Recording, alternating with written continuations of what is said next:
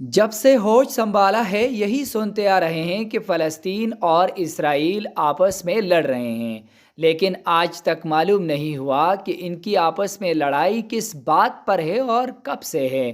السلام علیکم ناظرین، اگر آج آپ جاننا چاہتے ہیں اور اپنے علم میں ایک تاریخی اضافہ چاہتے ہیں تو جڑے رہیں آخر تک ہمارے ساتھ اس ویڈیو میں۔ انڈیا پاکستان کے واسی اپنی مغرب کی طرف نکلیں تو ایران، عراق اور شام اردن کو کراس کرتے ہوئے اس متنازع خطے میں پہنچ سکتے ہیں۔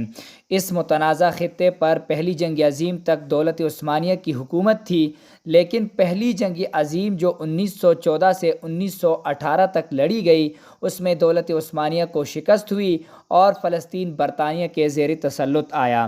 اس جنگ سے پہلے یہودی دنیا کے مختلف ممالک میں آباد تھے، لیکن جب برطانیہ نے فلسطین پر کنٹرول حاصل کیا تو برطانیہ نے یہودیوں کو اسی علاقے میں منتقل کرنا شروع کر دیا، جو بڑی تعداد میں یہاں منتقل ہو گئے اور یوں یہاں کی مقامی عرب آبادی کے ساتھ ان کے تناؤ کا آغاز ہو گیا۔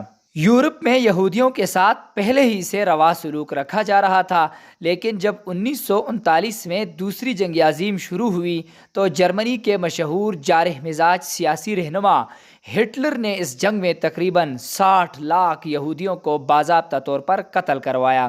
اس قتل عام کو ہولوکاسٹ کہتے ہیں۔ ہولوکاسٹ کے بعد یہودیوں نے مغربی دنیا سے ہجرت کی اور پناہ گزینوں کے طور پر بڑی تعداد میں فلسطین منتقل ہو گئے۔ اس ہجرت کے بعد فلسطین میں یہودیوں کی تعداد میں بڑا اضافہ ہوا اور ان کے رہنماؤں نے اپنے لیے ایک الگ ریاست قائم کرنے کی کوشش شروع کی۔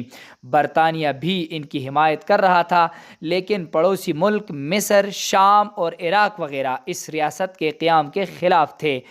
سن 1947 میں اقوام متحدہ نے ووٹنگ کے ذریعے فیصلہ کیا کہ یہاں دو ریاستیں قائم ہونی چاہیے، ایک یہودی ریاست اور ایک عرب ریاست، جبکہ بیت المقدس یا یروشلم انٹرنیشنل شہر تصور ہوگا، لیکن ان عرب ممالک نے اس فیصلے کو مسترد کیا۔ بالآخر 1948 میں اسرائیل قائم ہوا اور اگلے ہی روز عراق، مصر اور شام نے اسرائیل پر حملہ کر دیا۔ یہ پہلی عرب اسرائیل جنگ تھی۔ اس جنگ کے نتیجے میں فلسطین مختلف ممالک کے قبضے میں آ گیا اور یوں فلسطینیوں کے لیے ایک سانحے نے جنم لیا۔ 7.5 لاکھ فلسطینی ہمسایہ ممالک خود فرار ہوئے یا اسرائیلی فوج نے ان کو بے دخل کر دیا۔ فلسطین پر اس عرب اتحاد کا کئی سالوں تک قبضہ رہا، لیکن سن 1967 میں یہ تنازع تب پیچیدہ ہو گیا جب اسرائیل نے عرب اتحاد کو شکست دے کر مصر سے غزہ کی پٹی، شام سے گولان اور اردن سے مشرقی یروشلم سمیت غربی اردن چھین لیا۔ مصر کو سینائی سے بھی ہاتھ دھونا پڑا۔ سن 1973 میں مصر اور شام نے اسرائیل پر دوبارہ حملہ کیا۔ ان کا مقصد تھا کہ اپنے علاقے اسرائیل سے دوبارہ چھڑائے جائیں، لیکن 6 سال بعد یعنی 1979 میں مصر اور اسرائیل کے درمیان معاہدہ ہوا۔ اسرائیل نے مصر کو سینائی واپس کر دیا، جبکہ اردن نے بھی کچھ عرصہ بعد اسرائیل کو تسلیم کیا۔ 1967 کی جنگ میں جو فلسطینی پناہ گزین بن چکے تھے ان کی نسلوں کو آج تک اسرائیل اپنے گھروں کو لوٹنے کی اجازت نہیں دے رہے۔ اسرائیل کا کہنا ہے کہ ایسا کرنا ان کی ریاست کے لیے بہت بھاری ثابت ہوگا اور بطور ایک یہودی ریاست ان کی ریاست خطرے میں پڑ سکتی ہے۔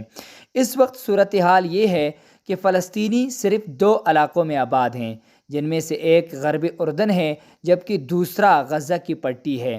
ان دونوں علاقوں کے درمیان 45 کلومیٹر کا فاصلہ ہے۔ غربی اردن کا رقبہ 5970 مربع کلومیٹر ہے، جبکہ غزہ کی پٹی صرف 365 مربع کلومیٹر پر محیط ہے۔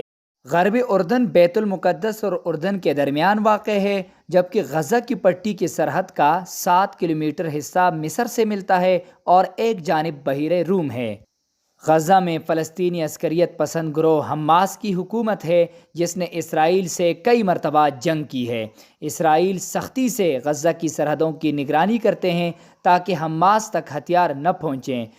دوسری جانب غربی اردن میں بین الاقوامی طور پر مانی جانے والی فلسطینی حکومت ہے۔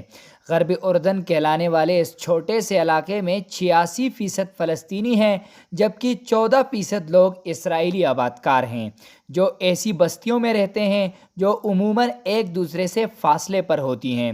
گزشتہ 20 برسوں میں اس علاقے میں اسرائیل کی آبادی میں 2 گنا اضافہ ہوا ہے۔ اسرائیل ان بستیوں کو پانی، بجلی اور دیگر سہولیات فراہم کرتا ہے اور ان کی حفاظت اسرائیلی فوج کرتی ہے۔ اب نظر ڈالتے ہیں فلسطین اور اسرائیل کے درمیان موجودہ نمایاں اختلافات پر۔ ایک آزاد فلسطینی ریاست کے قیام میں تاخیر کے علاوہ اسرائیل کی جانب سے غربی اردن میں یہودی بستیوں کی تعمیر اور ان کے گرد سیکیورٹی رکاوٹوں کی تعمیر نے امن کے حصول کو مشکل بنا دیا ہے۔ تاہم ان کے علاوہ بھی کئی اختلافات موجود ہیں۔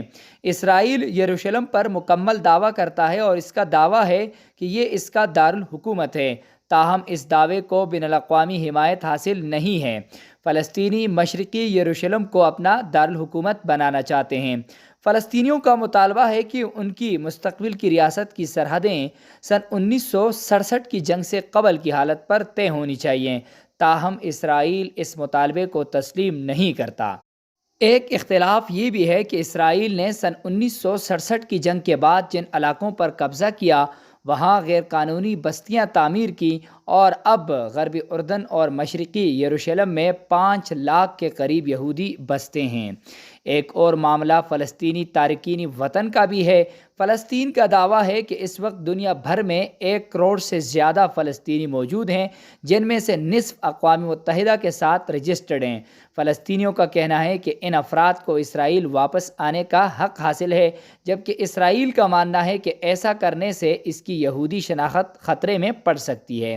ایسے میں امن کیسے قائم ہوگا؟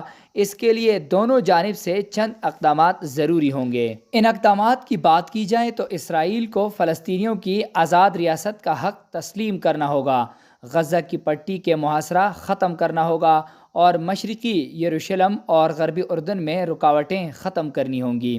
دوسری جانب فلسطینی گروہوں کو تشدد ترک کرنا ہوگا، تب یہاں آ کر امن قائم ہو سکتا ہے اور اس خطے میں خوشحالی آ سکتی ہے۔ تو ناظرین، یہ تھی ہماری آج کی ویڈیو، اور ایسی اچھی ویڈیوز کی اپڈیٹس کے لیے آپ ہمارے چینل کو سبسکرائب کریں۔ شکریہ۔